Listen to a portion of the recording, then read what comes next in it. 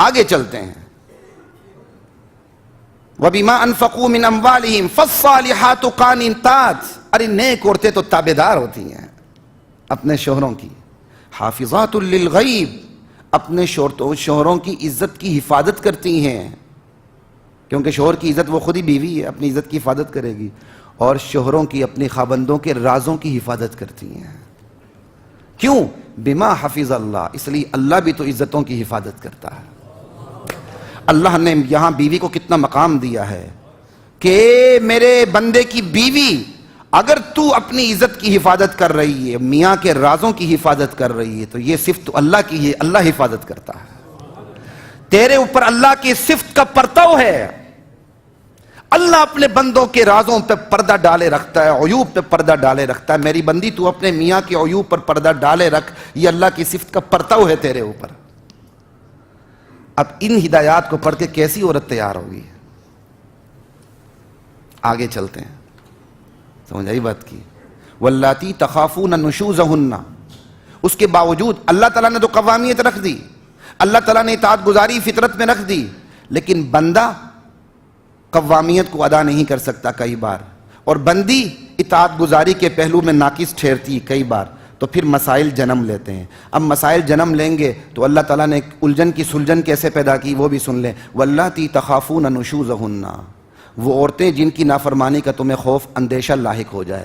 کلام کا اسلوب دیکھیں، حالانکہ غلطی تو مرد کی بھی تو ہو سکتی ہے نا، کیوں نہیں ہو سکتی؟ مرد کی بھی ہو سکتی ہے، لیکن کلام کا اسلوب دیکھیں کہ وہ عورتیں جن کی نافرمانی کا تمہیں خوف ہو. اس کلام میں بھی اللہ نے مرد کی سپرمیسی پوری پوری قائم رکھی ہے.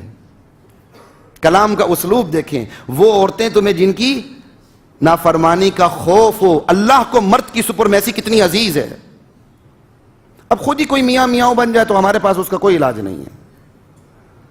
واللاتی تخافون نشوزہن، وہ عورتیں تمہیں جن کی نافرمانی کا خوف ہو تو ڈنڈا نہیں اٹھانا فوراً. فعظوہن، اس کا پہلا حل یہ کہ نصیحت سے کام لو.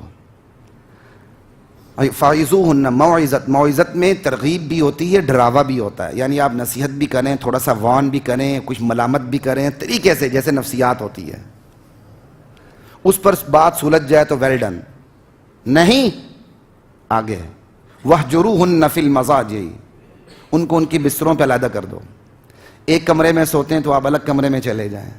ایک بیڈ پہ سوتے ہیں تو آپ اپنا بیڈ الگ کر دیں، تاکہ اس کو آپ کی قدر آئے. اس پر بھی وہ نہیں سمجھتی تو کچھ عورتیں پٹے بغیر سمجھتی ہی نہیں ہیں. کہا وَضْرِبُوهُنَّ، پھر انہیں مارو. یہ نہیں کہ ان کی ہڈیاں توڑ دو، اور یہ بھی نہیں کہ خالی مساج کرو، یہ بھی نہیں ہے.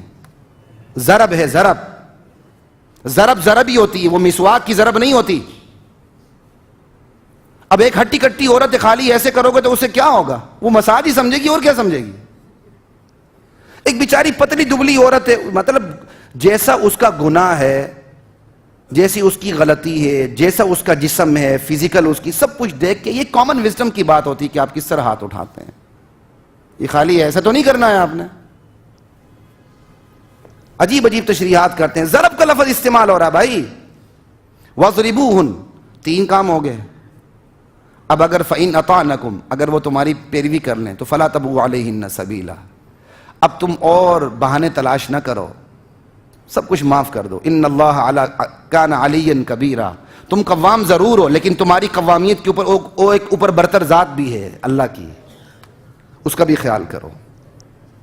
تمہاری قوامیت اللہ کی برتری سے بڑھ کے نہیں ہے. اب اگر ان تینوں چیزوں سے بھی مسئلہ حل نہ ہو تو کہاں جانا؟ سنیے. وَإِنْ خِفْتُمْ شِقَاقَ بَيْنِهِمَا. اب یہ خطاب کن کو ہو رہا ہے؟ خاندان والوں کو، جو میاں بیوی کے معاملات کو سمجھ رہے ہیں کہ یار یہ الجھن بڑھتی ہی جا رہی ہے اور شوہر ٹیکل نہیں کر سکا، معاملہ باہر ہوتا جا رہا ہے. تو ان کو اب حکم ہے وَإِنْ خِفْتُمْ شِقَاقَ بَيْنِهِمَا. اب تمہیں اگر ان کے درمیان ناچاکی کا اندیشہ لاحق ہو جائے تو کیا کرو؟ سمجھ آئی؟ فَبْعَثُوا حَكَمًا مِّنْ أَهْلِي وَحَكَمًا مِّنْ أَهْلِهَا. ایک مرد کے فیملی میں سے ایک حکم آ جائے، پنچ آ جائے. پنچ کہتے ہیں نا، ایک عورت کی طرف سے ایک پنچ آ جائے. حکم کے اندر وہ شخص شامل ہے جو دیانتدار بھی ہو، ماندار بھی ہو، اور اس کے اندر قوت فیصلہ بھی ہو. بعض لوگ بڑے دیانتدار ہوتے ہیں، قوت فیصلہ نہیں ہوتی. بعض لوگ قوت فیصلہ کے مالک ہوتے ہیں لیکن امین نہیں ہوتے. حکم کے اندر یہ ساری چیزیں شامل ہیں. اب وقت کم ہے، میں کیا کروں، میں اس لیے جلدی کو بات کو سمیٹنے کی کوشش کر رہا ہوں. اب دونوں طرف سے، دونوں فیملیز سے ایک ایک حکم آ جائے گا. اب یہ بات عدالت میں نہیں جا رہی، گھر کے اندر ہی رہ رہی، خاندان کے اندر، میاں بیوی سے نکل کے میاں بیوی کے خاندان میں چلی گئی بات. بھائی میاں بیوی کے خاندان میں کیوں گئی؟ میاں بیوی کے خاندان والے، میاں کے خاندان والے میاں کے مزاج کو سمجھتے ہیں، بیوی کے خاندان والے بیوی کے مزاج کو سمجھتے ہیں. ہر کاسٹ کا اپنا مزاج ہوتا ہے، ہر قوم کا اپنا مزاج ہوتا ہے، ہر بندے کا اپنا مزاج ہوتا ہے. پھر دوسری بات کہ میاں بیوی کے خاندان میں کیوں چلی گئی بات؟ میاں بیوی کے خاندان والے خواہش بھی رکھتے ہیں عمومی طور پر، یار یہ مل جل کے رہیں. تیسری بات، میاں بیوی کو بھی اطمینان ہوتا ہے ہماری بات گھر سے باہر نہیں گئی، شہر عام پہ نہیں گئی، جی ٹی روڈ یا موٹر وے پہ نہیں گئی، گھر کے اندر رہی ہے. پھر میاں بیوی کو اطمینان ہوتا ہے میاں اپنے دل کی بات اپنی فیملی سے کر دے گا، بیوی اپنی دل کی بات اپنی فیملی سے کر دے گی. اور پانچویں بات، میاں بیوی کی خاندان کے اندر بات رہے، عدالت میں نہ جائے تو دل میں کدورتیں بھی پیدا نہیں ہوں گی. اگر میاں یا بیوی فوراً عدالت میں چلے جائے، عدالت کے فیصلے سے معاملہ تو شاید حل ہو جائے، لیکن دل کی کدورتیں ختم نہیں ہوتی.